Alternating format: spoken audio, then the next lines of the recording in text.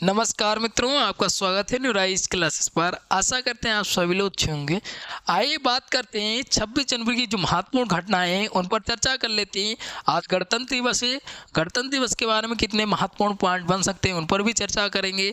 पद्म पुरस्कार की घोषणा हो चुकी है, उस पर भी चर्चा करेंगे। शौर्य चक्र, कीर्ति चक्र की भी घोषणा हो चुकी है, उन पर भी चर्चा करते हैं। आइए ऐसी महत्वपूर्ण जो घटनाएं हैं उन पर चर्चा कर लेते हैं। देखिए, न्यूज़पेपर में जो होता है सभी घटनाएं नहीं पूछी जाती हैं परीक्षाओं में, लेकिन कुछ घटनाएं ऐसी होती हैं न्यूज़पेपर में जो हमारी परीक्षाओं के लिए भी महत्वपूर्ण बन जाती हैं।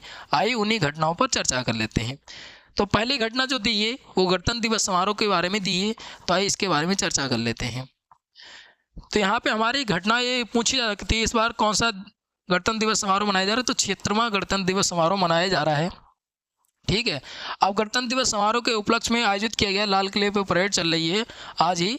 तो यहाँ पे महत्वपूर्ण बन जाता है ये जो है किस रूप में मनाया जा रहा है। तो ये जो है प्लेटिनम जुबली के रूप में जो समारोह मनाया जाएगा, क्योंकि यहाँ पे जो है 76वां मनाया जा रहा है। 75 सालें पूर्ण हो चुकी हैं और 76वां इस बार मनाया जा रहा है, याद रखिएगा। अब यहाँ पर महत्वपूर्ण बन जाता है, इसमें मुख्य अतिथि मतलब चीफ गेस्ट कौन आए हुए हैं। तो इंडोनेशिया के प्रेसिडेंट हैं कौन, प्राबोवो सुबियांटो। ये जो है मुख्य अतिथि हैं इस समारोह के अवसर पर, तो महत्वपूर्ण बन जाता है। अगर बात करते हैं ये जो है किस उपलक्ष्य में मनाया जाता है, तो जनवरी 26 जनवरी 1950 को जो हमारा भारतीय संविधान लागू हुआ था, उस दिन से हर बार जो है गणतंत्र दिवस समारोह मनाया जाता है। अब यहाँ पे हर बार मनाया जाता है और हर बार कोई ना कोई जो है मुख्य अतिथि के रूप में बुलाया जाता है। तो इस बार के 76वां जो गणतंत्र दिवस समारोह मनाया जा रहा है उसके मुख्य अतिथि जो है इंडोनेशिया के प्रेसिडेंट थे। पिछली बार फ्रांस के प्रेसिडेंट थे। ऐसे हर साल बुलाए जाते हैं, लेकिन ये महत्वपूर्ण इसलिए बन जाता है इस बार का 76वां, क्योंकि जब 1950 में पहली बार समारोह मनाया गया था, आयोजित किया गया था, तो उस समय जो है ये जो इंडोनेशिया के प्रेसिडेंट थे 1950 में जो समारोह मनाया गया था, तो पहले गणतंत्र दिवस समारोह पर भी जो इंडोनेशिया के प्रेसिडेंट थे, पहले प्रेसिडेंट सुकर्णो, ये भी यही आए हुए थे मुख्य अतिथि के रूप में, इसलिए महत्वपूर्ण बन जाता है। देखिए ये स्टेटिंग में भी पूछा जाएगा। और इंडोनेशिया के पहले राष्ट्रपति थे, वो 1950 में मुख्य अतिथि के रूप में आए थे गणतंत्र समारोह में, तो यहाँ महत्वपूर्ण बन जाता है। आइए आगे बात करते हैं। तो यहाँ पे कुछ महत्वपूर्ण और प्रश्न पे चर्चा कर लेते हैं। तो यहाँ पे बात करते हैं इस समारोह में मुख्य केंद्र जो होगा, संविधान के 75 वर्ष हैं और याद रखिएगा, और 75 वर्ष पूर्ण हो चुके हैं इसलिए महत्वपूर्ण बन जाता है। और जबकि झांकियों का विषय जो है स्वर्णिम भारत विरासत और विकास, इसका विषय याद रखिएगा क्या विषय है, इसका महत्वपूर्ण बन जाता है। जो झांकियाँ दिखाई जा रही हैं तो उसमें जो है केंद्र और केंद्र शासित प्रदेश और राज्यों की झांकियाँ कितनी भाग ले रही हैं, 16 राज्यों की और केंद्र शासित प्रदेशों की झांकियां भाग ले रही हैं। तो इसमें बात महत्वपूर्ण बन जाती है। और इन झांकियों का विषय क्या है, तो विषय जो है महत्वपूर्ण बन जाता है, याद रखिएगा। विषय क्या है, तो स्वर्णिम भारत विरासत और विकास, तो इसका विषय याद रखिएगा। और इसमें बात करते हैं कि जो केंद्रीय मंत्रालय हैं, विभाग हैं, संगठन हैं, उनकी 15 झांकियां जो है समारोह में शामिल होंगी। तो यहाँ पे महत्वपूर्ण बन जाता है कि 16 केंद्र शासित प्रदेश राज्यों की झांकियां जो हैं भाग ले रही हैं। और फिर उसके बाद जो है मंत्रालय हैं और संगठन भी हैं, विभाग भी हैं, उनकी जो झांकियां हैं उनकी जो है 15 झांकियां भाग ले रहे हैं। अब ऐसे कथन में ये प्रश्न यहाँ से देखिए वन लाइनर में भी पूछा जा सकता है, और मैक्सिमम टाइम से ये पूछा जाएगा, इसका कथन में प्रश्न पूछा जाएगा। यहाँ पे ऐसे ही कथन दे दिए जाएंगे तो महत्वपूर्ण बन जाता है। मंत्रालय की झांकियाँ कितनी हैं, राज्यों की झांकियाँ कितनी हैं, और झांकियों का जो है विषय क्या है, थीम क्या है, ये भी महत्वपूर्ण बन जाता है। आगे बात करते हैं। अगर परेड की बात करें तो पहली बार देखने मिलेंगी, और यहाँ पे पहली बार देखने को मिलेंगी, क्या मिलेंगी, तीनों सेनाएं को, थल सेना, वायुसेना और नौसेना, ये तीनों सेनाएं देखने को मिलेंगी एक साथ। ये पहली बार हो रहा है इसलिए महत्वपूर्ण हो जाता है। अब यहाँ पे देखने को परेड में पहली बार मिलेंगी। आप अगर अभी चल रहा है लाइव में परेड तो आप देख लीजिएगा, थल सेना, वायुसेना और नौसेना, तीनों सेनाएं पहली बार देखने को मिलेंगी, इसलिए 76वां जो गणतंत्र दिवस समारोह है वो महत्वपूर्ण बन जाता है। अगर इसके अलावा बात करते हैं तो इनके बीच जो है तालमेल को दर्शाएगा जाएगा। और इसमें महत्वपूर्ण ये बन जाता है कि झांकी में युद्ध के मैदान का परिदृश्य दिखाया जाएगा, और यहाँ पे दिखाया जाएगा तीनों सेनाओं की जो झांकी है, मतलब जो झांकियाँ हैं उसका विषय मतलब थीम क्या है, तो थीम भी महत्वपूर्ण बन जाता है। आइए बात करते हैं थीम की। तो यहाँ पे थीम जो है क्या है, सशक्त और सुरक्षित भारत। तो यहाँ पे ये थीम बन जाता है। अब देख पूछ लिया जाएगा जो 76वां गणतंत्र दिवस समारोह मनाया गया उसमें तीनों सेनाओं ने भाग लिया है, उसका विषय क्या रहा है तीनों सेनाओं का, तो ये सशक्त और सुरक्षित भारत। देखिए जब भी कोई सम्मेलन आयोजित किया जाता है तो उसमें देखिए थीम क्या रहा है, कहाँ पे आयोजित किया गया है और फिर जो है किसके द्वारा आयोजित किया गया, तो आपको सभी चीज़ें पता ही कहाँ पे आयोजित किया गया। अब इसका थीम आप याद कर लीजिएगा। फिर आगे बात करते हैं, इसके अलावा अगर बात करते हैं तो अधिकारियों ने बताया इसके अलावा क्या है, डीआरडीओ जो है रक्षा कवच बहुक्षेत्रीय खतरों के खिलाफ बहुस्तरीय सुरक्षा, इस विषय पर जो है डीआरडीओ की झांकी भी शामिल है। अब देखिए बहुत सारे विभाग हैं जिनकी झांकियाँ शामिल हैं, उनका अलग अलग विषय भी है। डीआरडीओ का जो है झांकी का विषय क्या है, तो ये महत्वपूर्ण बन जाता है, याद रखिएगा। यहाँ पे देखिए डीआरडीओ का है, तीनों सेनाओं का है, फिर संयुक्त जो झांकी हैं राज्य की जो झांकियाँ हैं उनका विषय क्या है, अलग अलग विषय भी है, अलग अलग झांकियाँ भी शामिल हैं, तो इसलिए और महत्वपूर्ण बन जाता है। बाकी अगर बात करते हैं यहाँ पे एक पॉइंट ये महत्वपूर्ण बन जाता है,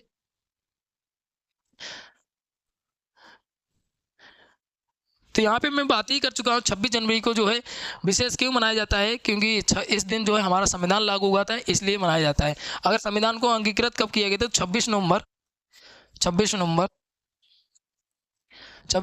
1949 को अंगीकृत किया गया था। 1949 को अंगीकृत किया गया था, लागू 26 जनवरी 1950 को किया गया था। इस उपलक्ष्य में जो है प्रतिवर्ष समारोह लाल किले पे जो है परेड कराई जाती है, याद रखिएगा। और यहाँ पे जो है अलग अलग विभाग के लोग शामिल थे, तो इसलिए महत्वपूर्ण एक पॉइंट ये वाला महत्वपूर्ण बन सकता है आपका, ये पूछा जा सकता है।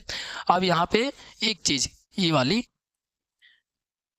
कैप्टन रितिका खरेटा सेना के सिंगलर कोर की एक मार्चिंग टुकड़ी की कमांडर होंगी। अब यहाँ पे जो है ये महत्वपूर्ण बन जाता है, वे अपनी टुकड़ी की एकमात्र महिला सदस्य हैं और बाकी सभी पुरुष हैं, इसलिए महत्वपूर्ण बन जाता है, याद रखिएगा। क्योंकि एकमात्र ये महिला है इसलिए महत्वपूर्ण बन जाता है। अब यहाँ पे बात करते हैं तो यहाँ पे परमवीर चक्र विजेता हैं बहुत सारे लोग हैं, तो यहाँ पे अलग अलग विभाग के हैं, तो आपको ये जो ओवरऑल पूछा जाएगा जो माना महत्वपूर्ण जो चीज़ें बताई हैं वही। आगे बात करते हैं, 75 साल जो है पूर्ण हो चुके हैं संविधान को लागू होते हुए, 76वां मनाया जा रहा है। तो बात करते हैं थोड़े से संविधान के बारे में, तो बात करते हैं संविधान का निर्माण क्यों किया गया, क्योंकि संविधान का निर्माण क्यों किया गया। देखिए जब ब्रिटिश के शासन था, जब हमारा देश आज़ाद हुआ 15 अगस्त 1947 को, उसके बाद जो थे विधि क्या थी, मतलब जब भारत कैसे चलेगा, क्या प्रावधान होंगे। जैसे अभी तक तो था ब्रिटिश का था, क्योंकि देश आज़ाद हुआ उसके बाद क्या ब्रिटिश के रूल थे, तो उनको भारतीयों को अपना मतलब एक विधि चाहिए थी, कानून चाहिए था, और हम किस तरीके से जीवन जिएंगे, क्या रूल होंगे, तो इसके लिए संविधान की आवश्यकता पड़ी। और संविधान की आवश्यकता पड़ी इसलिए एक कमेटी बनाई गई, कमेटी मतलब संविधान सभा बनाई गई, और संविधान सभा के द्वारा इस संविधान का निर्माण किया गया। और संविधान का निर्माण जो कितना टाइम लगा, तो 2 वर्ष 11 माह 18 दिन। और ऐसी परीक्षा में ये भी पूछा जाता है कि लगभग कितना टाइम लगा, तो लगभग 3 वर्ष टाइम लगा है, याद रखिएगा। और यहाँ पे अंगीकृत जो है 26 नवंबर 1949 को होता है। अब यहाँ पे जो है लागू 26 जनवरी 1950 को किया गया। इसके अलावा अगर बात करते हैं तो इसमें जो है कितने सदस्य थे, 389 सदस्य थे, याद रखिए। इसमें प्रारूप समिति थे, प्रारूप समिति के अध्यक्ष जो है डॉक्टर भीमराव अम्बेडकर बोले जाते हैं, और संविधान के जनक भी डॉक्टर भीमराव अम्बेडकर बोले जाते हैं। तो इतनी चीज़ें आपको गणतंत्र दिवस समारोह के बारे में याद रख रही हैं। तो यहाँ पे ये वाला पॉइंट जो है महत्वपूर्ण बन सकता है, हमारी परीक्षाओं में पूछा जाएगा। शारदा सिन्हा को पद्म विभूषण, सुशील मोदी को पद्म भूषण। देखिए पद्म पुरस्कार जो है 3 श्रेणियों में दिए जाते हैं। पद्म पुरस्कार जो है इसकी घोषणा होती है 25 जनवरी को। 25 जनवरी को जो हमारी प्रेसिडेंट हैं श्रीमती द्रौपदी मुर्मू, उन्होंने की है 25 जनवरी को शाम को घोषणा करती हैं। अब यहाँ पे 3 श्रेणियों में दिए जाते हैं, एक तो पद्म विभूषण से, और एक पद्म भूषण और पद्म श्री। तो ये जो है 3 श्रेणियों में दिए जाते हैं। इसकी श्रेणी जब बनाई गई तो ये 1955 में बनाई गई, याद रखिएगा। वैसे शुरुआत 1954 में होती है, याद रखिएगा। इसकी श्रेणियों में बांट दिया गया इसको। वैसे पद्म अलंकार बोले जाते हैं, और तीनों जो है पद्म पुरस्कार जो हैं ये तीनों आते हैं उसी के अंदर, याद रखिएगा। आगे बात करते हैं तो यहाँ पे ये महत्वपूर्ण ये बन जाता है कि कितनी पुरस्कार दिए जाएंगे पद्म पुरस्कार, तो 139 मतलब 139 जो है पद्म पुरस्कार दिए जाएंगे। अब यहाँ पे देख लेते हैं किनको किनको दिया जाएगा। तो यहाँ पे बात करते हैं लोक गायिका रही शारदा सिन्हा को जो है पद्म विभूषण से। अब यहाँ पे पूछ लिया जाए शारदा सिन्हा को जो है कौन सा पुरस्कार दिया गया, पद्म विभूषण दिया गया। और अगर बात करते हैं वहीं बिहार के पूर्व उप मुख्यमंत्री सुशील कुमार मोदी, तो इनको जो है पद्म भूषण दिया जाएगा। अब यहाँ पे महत्वपूर्ण बन जाता है, आपने अगर 2024 वाली वीडियो देखी होगी तो जो बिहार के मुख्यमंत्री रहे थे कौन, तो कर्पूरी ठाकुर, उनको जो है भारत रत्न से सम्मानित किया गया था। अब आप रिलेट करके याद कर लीजिएगा, उप मुख्यमंत्री को पद्म भूषण दिया गया, ये भी याद रखिएगा। आगे बात करते हैं, महाराष्ट्र के पूर्व मुख्यमंत्री मनोहर जोशी को भी पद्म भूषण से सम्मानित किया जाएगा, याद रखिएगा। शिवसेना के नेता थे, याद रखिए ये क्या थे, तो शिवसेना के नेता थे कौन, तो मनोहर जोशी। यहाँ पे पार्टी भी पूछी जा सकती है। और इनको जो है 3 सम्मान जो है मरणोपरांत दिए जा रहे हैं, इसमें से 3 सम्मान जो है मरणोपरांत दिए जा रहे हैं। आगे बात करते हैं, सुजुकी के पूर्व प्रमुख ओसामू सुजुकी को जो है मरणोपरांत पद्म भूषण से देकर जो है जताया गया। आगे बात करते हैं, उन्होंने मारुति के जरिए जो है आम लोगों को बड़ी सहायता दी है, इसलिए इनको जो पुरस्कार दिया जाएगा। उसके बाद करें, साध्वी रंतवरा को पद्म भूषण दिया जाएगा। CJI जगदीश सिंह खैर को जो है पद्म भूषण दिया जाएगा, याद रखिए। इतने पुरस्कार दिए जाएंगे, इनके नाम अलग अलग, कौन सा पुरस्कार दिया जाएगा पहले तो यही पूछ लिया जाएगा, ये पुरस्कार जो है कितने पुरस्कार की घोषणा की है, किसने घोषणा की है, ये पॉइंट पूछा जा सकता है। और इसके अलावा अगर 7 पेज पे देखते हैं किसको किसको और दिया जाएगा, तो यहाँ पे 7 पेज पे बताया गया है, तो 7 पेज पे देख लेते हैं। 7 पेज पे, तो यहाँ पे 7 पेज कहाँ पे आया है, ये 7 पेज है यहाँ पे, तो यहाँ पे 7 पेज पे ये बताया गया है। तो यहाँ पे जो है ये वाला पॉइंट महत्वपूर्ण बन जाता है। यहाँ पे दिया है 30 गुमनाम नायकों को मिला पद्मश्री, तो पद्मश्री किसको मिला है तो आइए जानते हैं। तो यहाँ पे बताया गया है जो है मानवता कल्याण के लिए इन्होंने कार्य किया है, क्या नाम दिया है, तो इनको जो है गोवा की जो है 100 वर्षीय स्वतंत्रता सेनानी लीबिया लोबो सरदेसाई, इनको पद्म पुरस्कार जो दिया जाएगा। इन्होंने क्या किया है, तो इन्होंने जो है वॉइस ऑफ फ्रीडम की स्थापना की है, याद रखिए, इसलिए महत्वपूर्ण बन जाता है 1955 में। अब इनको जो है महिलाओं को ढाक वादन में प्रसिद्ध करने वाले गोकुल चंद दास को भी जो है पद्मश्री से सम्मानित किया जाएगा। अब यहाँ पे देखिए ओवरऑल में बात कर लेते हैं, तो ओवरऑल में यहाँ पे दिया है मनोहर जोशी, हृदय नारायण दीक्षित सहित 139 जो है पद्म सम्मान। आगे बात करते हैं, यहाँ पे अगर बात करें तो महत्वपूर्ण क्या बन जाता है, तो यहाँ पे जो है भारत सरकार की अगर बात करते हैं तो इसने घोषणा कर दी है 139 पुरस्कार की। तो यहाँ पे पद्म पुरस्कार में 3 श्रेणियों में मैंने बताया है, तो 7 जो है क्या है, पद्म विभूषण है, 7 क्या है, पद्म विभूषण है, ठीक है। 19 क्या है, तो 19 जो है पद्म भूषण है, पद्म भूषण है। और अगर बात करते हैं 113 जो है पद्मश्री हैं। तो यहाँ पे कितने कितने पुरस्कार हैं तीनों श्रेणियों में, तो ये महत्वपूर्ण बन जाता है, याद रखिएगा, ठीक है। यहाँ पे इतनी ये जो श्रेणियाँ हैं, और इसमें से अगर बात करते हैं जो टोटल हैं, टोटल अगर बात करते हैं 139 में से कितनी महिलाएं शामिल हैं, तो 23 महिलाओं को ये पुरस्कार दिया जाएगा, महिलाओं को ये पुरस्कार दिया जाएगा, ये महत्वपूर्ण बन जाता है, ठीक है। अगर बात करते हैं वहीं जो है इनको जो है 23 महिलाओं को दिया जाएगा। फिर उसके बाद करते हैं बात कि जो 139 में से 13 ऐसे लोग हैं जिनको मरणोपरांत दिया जाएगा, देखिए ये पॉइंट अलग अलग पूछे जाते हैं, इसलिए मैं बता रहा हूँ फिर से कि 139 में से 13 ऐसे लोग हैं जिनको मरणोपरांत दिया जाएगा। 23 महिलाएं, कितनी महिलाएं, 23 याद रखिएगा। 7 जो है पद्म विभूषण है, 19 जो है पद्म भूषण है, और 113 जो है क्या है, पद्मश्री हैं। तो इस तरीके से आप याद करिएगा, और इसमें अलग अलग नाम पूछे जा सकते हैं, नाम नहीं तो ये जो है वन लाइनर में ऐसे पूछा जाए कौन कौन सी चीज़ें कहाँ पे हैं। तो यहाँ पे एक नाम और महत्वपूर्ण बन जाता है, फिल्म निर्माता है शेखर कपूर। तो शेखर कपूर को जो है ये पुरस्कार पद्म भूषण से सम्मानित किया जाएगा, शेखर कपूर को पद्म भूषण से सम्मानित किया जाएगा। और आगे बात करते हैं, इसके बाद क्रिकेटर रहे संन्यास लेने वाले आर अश्विनी, बॉलीवुड नायक अरिजीत सिंह, और भारत के पूर्व कुश्ती कोच सतपाल सिंह पद्मश्री से नवाजा जाएगा इनको। अर्थशास्त्री विवेक देवराय मरणोपरांत पद्म भूषण से सम्मानित किया जाएगा। फिर बात करते हैं शारदा सिन्हा की, तो शारदा सिन्हा सुशील कुमार को पद्म पुरस्कार से सम्मानित किया जाएगा। साध्वी ऋतुभरा को पद्म भूषण से सम्मानित किया जाएगा। अयोध्या में राम मंदिर के शिल्पकार चंद्र कांत सोमपुरा। तो इनको जो है किसे तो पद्मश्री से सम्मानित किया जाएगा। आगे बात करें उत्तर प्रदेश के पूर्व विधानसभा अध्यक्ष हृदय नारायण दीक्षित को जो है पद्मश्री से सम्मानित किया जाएगा। हरविंदर सिंह 33 वर्ष के हैं और ये क्या है तो ये जो है कैथल का एकलव्य भारतीय दिव्यांग तीरंदाज हैं, याद रखिएगा। इनका खेल पूछा जा सकता है तो तीरंदाज हैं, याद रखिएगा। 2024 में इन्होंने जो है स्वर्ण पदक जीता है तीरंदाजी में, इसलिए महत्वपूर्ण बन जाता है। आगे बात करते हैं डॉक्टर नीरजा भटला, तो ये 65 वर्ष की हैं। आगे बात करते हैं दिल्ली की स्त्री रोग विशेषज्ञ हैं, इसलिए इनको जो है पुरस्कार दिया जाएगा, याद रखिएगा। आगे बात करते हैं होंग कोलेन गेटजर, ये जो है 93 वर्ष और 90 वर्ष की हैं, याद रखिएगा। इनका नाम याद रखिएगा, इनका महत्वपूर्ण बन जाता है। जगदीश जोशीला 75 वर्ष के, ये क्या है तो हिंदी के उपन्यासकार हैं, याद रखिएगा। इन्होंने जो है 50 से अधिक ऐतिहासिक उपन्यास लिखे हैं, कविताएं, नाटक लिखे हैं, तो इसलिए इनको जो है पद्मश्री से सम्मानित किया जाएगा। अगला नाम है यहाँ पे आता है भैरव सिंह चौहान, तो 63 वर्ष के हैं, 63 वर्ष के हैं, याद रखिएगा भैरव सिंह चौहान। और इन्होंने जो है क्या किया है तो इन्होंने भजन गाए नहीं, इनके भजन गाते हैं, याद रखिएगा, लोक शैली में, तो इसलिए इनको पुरस्कार दिया जाएगा।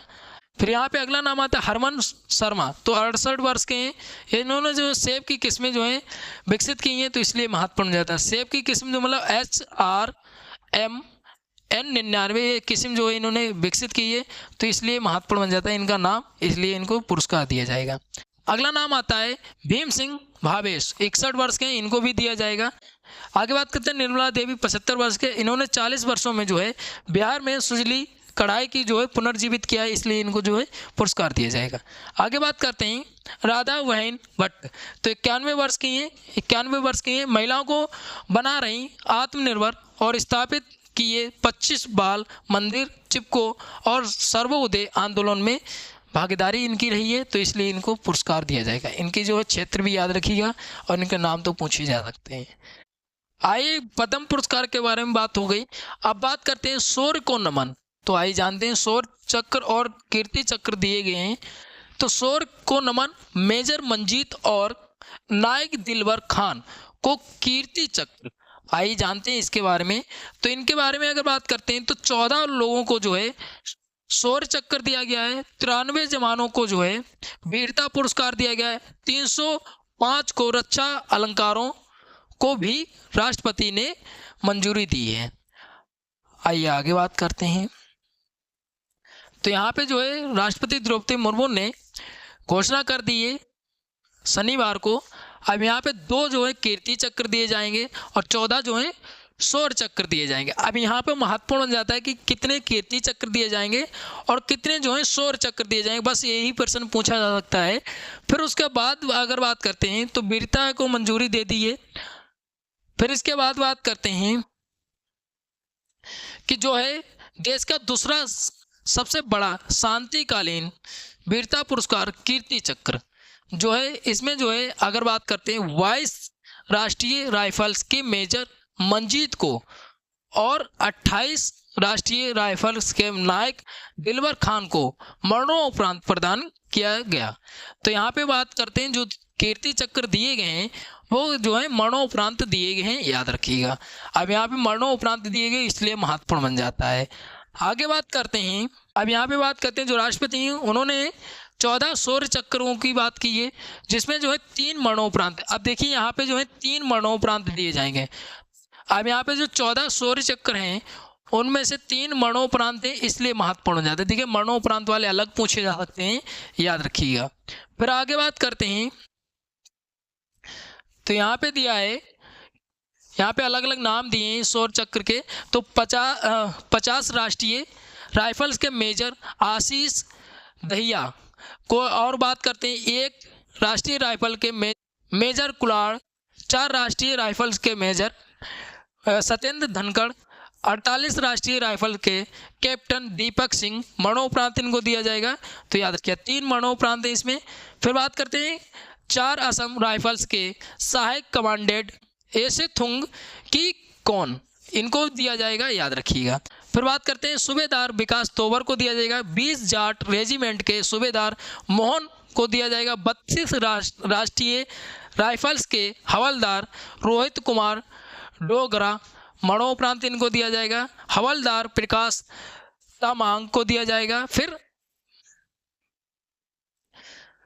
फ्लाइट लेफ्टिनेंट अमन सिंह हंस, कारपोरल ढावी संजय हिफाबाई एक्सा, तो इनको दिया जाएगा। विजयन कुट्टी जी को दिया जाएगा मरणोपरांत। सीआरपीएफ के डिप्टी कमांडेंट विक्रम कुमार को दिया जाएगा। फिर सीआरपीएफ के इंस्पेक्टर जेफरी हिंगचुंगलो को दिया जाएगा शौर्य चक्र, याद रखिएगा। और यहाँ पे जितने भी शौर्य चक्र दिए जाएंगे उसमें से 3 मरणोपरांत है, बस इतनी चीज़ें आपको याद रखनी है। आगे बात करते हैं, उसके बाद 93 जवानों को वीरता पुरस्कार घोषणा किए। 93 जवानों को वीरता पुरस्कार याद रखिएगा। कुल मिला के आपको शौर्य चक्र और जो है कीर्ति चक्र सम्मान, कुल मिला के आपको शौर्य चक्र और कीर्ति चक्र याद रखने कितने लोगों को दिए जाएंगे और जो है कितने जवानों को जो है वीरता पुरस्कार दिया जाएगा, बस इतनी आपको चीज़ें याद रखनी है। आगे बात करते हैं, तो यहाँ पे दिया है उत्तराखंड में कल से लागू होगी समान नागरिक संहिता, मतलब UCC लागू होगी। आइए बात करते हैं, तो 27 जनवरी से लागू हो जाएगी। और यहाँ पे जो है बहुत दिन से चर्चा चल रही है इसमें, तो इसमें मुख्यमंत्री कौन है, तो पुष्कर सिंह धामी मुख्यमंत्री हैं, याद रखिएगा। अब बात करते हैं, इसकी नियमावली तैयार कर दी गई है और लोकार्पण भी कर दिया गया। पोर्टल का लोकार्पण, मतलब लोकार्पण ये होता है कि लोगों को अर्पण कर दिया, ठीक है। शिलान्यास वो होता है किसी चीज़ को बनाने के लिए नींव रखी गई हो तो शिलान्यास होता है। फिर बात करते हैं, यहाँ पे जो है यहाँ पे एक पोर्टल बनाया गया। पोर्टल पर रजिस्ट्रेशन करने के लिए जो है वसीयत की दर्ज करने के लिए निर्धारित शुल्क भी किया गया है। शुल्क राशि जो है सार्वजनिक की गई है। फिर अगर बात करते हैं, समान नागरिक संहिता लागू करने के साथ ही जो है उत्तराखंड स्वतंत्रता के बाद ऐसा जो है राज्य बन गया, पहला देश का पहला राज्य बन गया है, तो इसलिए महत्वपूर्ण रहता है। आगे बात करते हैं, नागरिकों को समान नागरिक जो है समान अधिकार देने के लिए उद्देश्य जो है समान नागरिक संहिता लागू बनाया गया। जो समान नागरिक जो है समान अधिकार देने के लिए समान नागरिक संहिता जो है लागू की है उत्तराखंड ने, इसलिए महत्वपूर्ण बन जाता है। आगे बात करते हैं, 8 मार्च 2024 को विधानसभा में इसका जो है प्रस्ताव पारित किया गया था। अब जो है कैबिनेट ने पूर्ण तरीके से जो है नियमावली भी बना दी है, सब चीज़ें इसकी तैयार हो गई, कल से जो है लागू भी हो जाएगी। आगे बात करते हैं, इसमें जो है पंजीकरण पोर्टल है और तीन स्तरीय जो है व्यवस्था की गई। इसमें ग्राम पंचायत स्तर पर जो है ग्राम पंचायत विकास अधिकारी, उप रजिस्ट्रार और जो है SDM स्तर पर जो है अधिकारी रजिस्ट्रार्ड होंगे। आगे बात करते हैं, फिर बात करते हैं नगर पालिका ग्राम पंचायतों में अधिशासी जो अधिकारी होंगे उनके लिए और SDM स्तर पर जो अधिकारी रजिस्ट्रार होंगे वही होंगे। और अगर बात करते हैं जो है नगर निगमों के कर अधीक्षक जो इसमें होंगे। अब यहाँ पे कुल मिला के आपको याद रखना है कि इसमें जो पोर्टल बनाया गया उसमें रजिस्टर्ड करना पड़ेगा। जो 2010 के बाद जो विभाग हुए उनको रजिस्टर्ड अनिवार्य कर दिया, 6 महीने का टाइम दिया गया है, याद रखिएगा। कुल मिला के यहाँ पे जो है उत्तराखंड में पहला ऐसा राज्य बन गया, ये याद रखिएगा।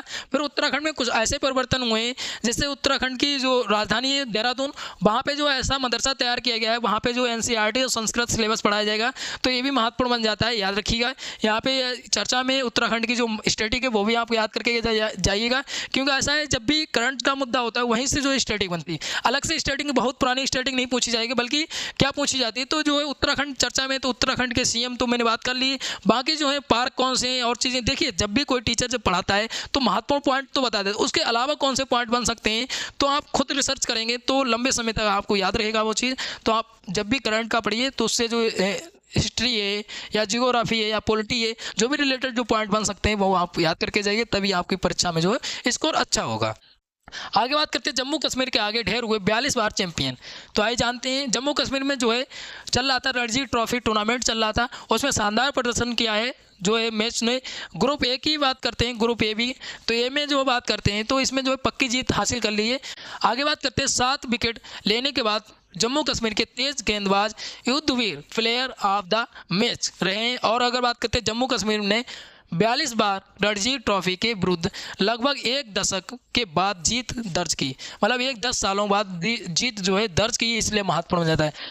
अगर बात करते हैं, वहीं टीम ने मुंबई को इससे पहले 2014 में बानखेड़े स्टेडियम में हराया था। अब बानखेड़े स्टेडियम आया तो बानखेड़े स्टेडियम में पहली बार अगर बात करते हैं गिनीज बुक में इसका दर्ज किया गया है, गेंदों से जो है उसको सजाया गया था, इसलिए महत्वपूर्ण बन जाता है। अब यहाँ पे चैंपियन कौन बना यही पूछा जाएगा। 2014 के बाद अगर बात करते हैं तो जम्मू कश्मीर जो है बानखेड़े स्टेडियम में किसको हराया है रणजी ट्रॉफी के लिए, तो ये जो मुंबई को हराया है, याद रखिएगा जम्मू कश्मीर ने। फिर ये वाला पॉइंट जो महत्वपूर्ण बन सकता है, 1 अप्रैल से लागू हो जाएगी यूनिफाइड पेंशन स्कीम। आइए जानते हैं यूनिफाइड पेंशन स्कीम क्या है। तो इसमें जो है केंद्र सरकार ने घोषणा कर दी है और यहाँ पे महत्वपूर्ण ये बताया गया है कि यूनिफाइड पेंशन स्कीम जो है अधिसूचना जारी की गई थी 2024 में ही अगस्त में।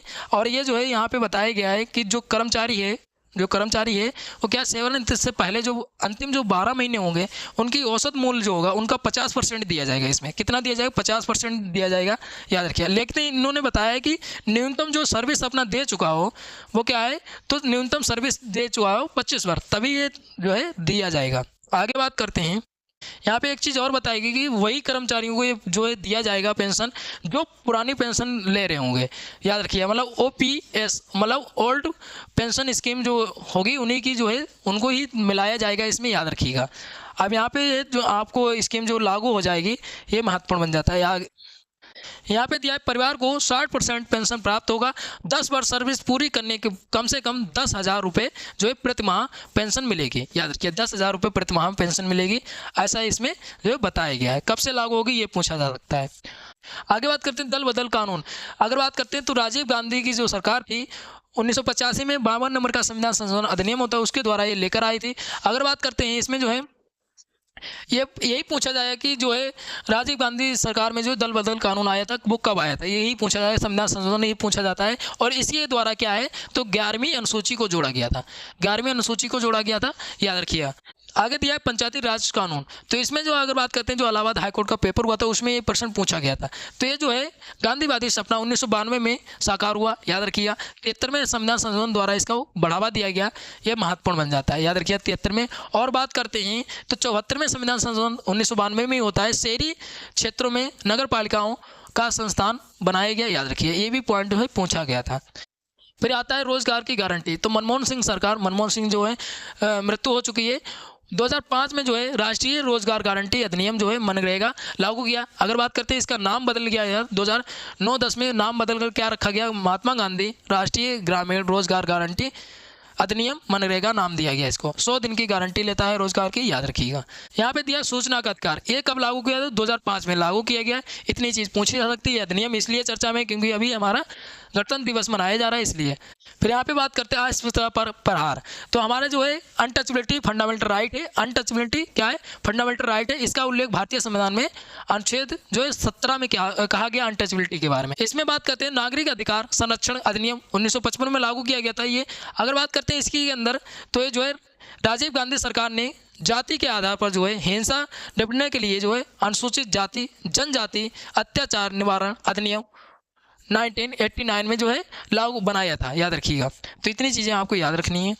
मुस्लिमों के लिए विशेष कानून जो है राजीव गांधी सरकार थी उसमें मुस्लिम महिला अधिनियम जिसको तलाक अधिकारों का संरक्षण अधिनियम 1986 में लेकर आए। बस इतना पूछा जाएगा ये अधिनियम कब आया था, बस इतनी डेट पूछी जाती है इन अधिनियमों की, याद रखिएगा। आगे बात करते हैं यहाँ पे राज्यों का पुनर्गठन। तो राज्यों का पुनर्गठन तो 1956 से स्टार्ट होता है और सबसे पहले भाषा के आधार पर जो है पुनर्गठन आंध्र प्रदेश का किया गया था 7वें संविधान संशोधन द्वारा। अब 7वां संविधान संशोधन के द्वारा ये किया गया था तो महत्वपूर्ण बन जाता है। और सबसे पहले भाषा के आधार पर को जो है कौन सा राज्य गठित किया गया, तो आंध्र प्रदेश गठित किया गया था। बस इतना आपको याद रखना है। अगर पूछ ले भारतीय संविधान में भाषा का उल्लेख कहाँ पे मिलता है, तो अनुसूची 8 में मिलता है। 22 भाषाओं का जिक्र किया गया है। तो ये वाला पॉइंट पूछा सकता है। ट्रायल रन सफल, कटरा से 3.5 घंटे में कश्मीर पहुंची वंदे भारत। तो आइए इसके बारे में बात कर लेते हैं। इससे पहले मैंने जो है बात की थी, आपने अगर पहले डेली वीडियो देखते होंगे तो आपको इसके बारे में पता होगा। तो आइए बात करते हैं। तो ये जो है माता वैष्णो के चरणों से जन्नत इस कश्मीर तक। अगर बात करते हैं ये जो है कहाँ से कहाँ तक गई थी, तो ये जो है शनिवार को कटरा से बड़गांव, कहाँ तो बड़गाम तक जो है 247 किलोमीटर का सफ़र जो है कितनी स्पीड में, तो 85 किलोमीटर प्रति घंटा की स्पीड से ये जो है पहुंची, ये सफल हुआ है। तो इसलिए महत्वपूर्ण है। बस इतना ही आपको पूछा जाएगा कि ये जो है कहाँ से कहाँ तक गई है और कितनी स्पीड में कितना यात्रा जो है एक बार में तय की है। आगे बात करते हैं, एक नाम महत्वपूर्ण बन जाता है बेसना। ये जो है 33,330 फीट की ऊंचाई से गिरने के बाद भी बिना पैराशूट के तब भी बच गई थी। इसलिए आज चर्चा में कि आज के दिन ऐसी घटना हुई थी। कब हुई थी, तो ये 26 जनवरी 1972 में हुई थी इनके साथ ऐसी घटना, बिना पैराशूट की थी और इतनी ऊंची गिरने के बाद भी बच गई थी। इनका इमेज लगा हुआ है इसलिए महत्वपूर्ण बन जाता है। कितना ये फिट है तो ये भी पूछा जा सकता है। इनका गिनीज ऑफ वर्ल्ड रिकॉर्ड में है इसलिए महत्वपूर्ण बन जाता है। याद रखिए इनका पूरा नाम है, कहाँ की तो सर्बिया की हैं, कहाँ की तो सर्बिया की हैं,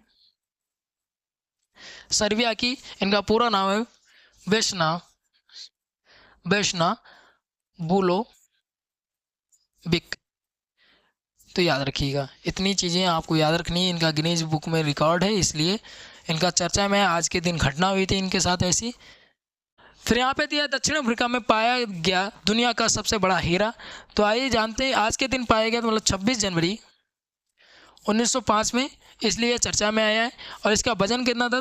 3106.75 कैरेट।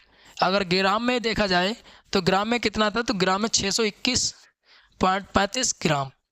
याद रखिए इतना वजन था इसका। और बात करते हैं खनन कंपनी के मालिक की, तो थॉमस कलिगन के नाम पर ये हीरे का नाम पड़ा था। याद रखिए इसका हीरे का नाम कलिनन ये हीरे का नाम था, याद रखिएगा। आगे बात करते हैं, अब यहाँ पे एक नाम महत्वपूर्ण हो जाता है, रानी गाइदिन्लू। अगर बात करते हैं तो 13 साल में स्वतंत्रता संग्राम में जो है कूद पड़ी थी।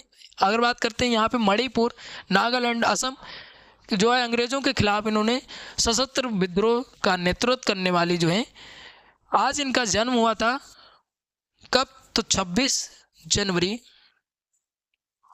1915 में जन्म होता है, याद रखिएगा। इसलिए इनका नाम महत्वपूर्ण हो जाता है क्योंकि आज के दिन जन्म हुआ था। और अगर बात करते हैं इनका जन्म जो हुआ था वो मणिपुर के तामेंगलोंग जिले में हुआ था। मणिपुर में, वर्तमान में मणिपुर में है यार। कहाँ पे? तो मणिपुर।